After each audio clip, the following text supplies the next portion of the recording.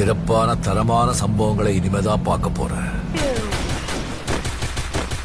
புயல் அடிச்சு கூட பொழைச்சவன் இருக்காண்டா. ஆனா இந்த பூபதி அடிச்சு பொழைச்சவனே கிடையாது.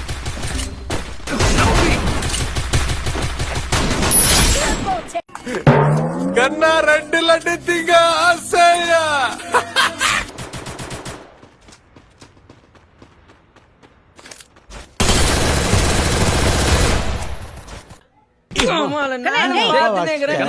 காதான வந்து கத்தினுங்கிற கொசு மாதிரி சொன்னதே சொல்லு. பயமா அது கடிச்சிடாத.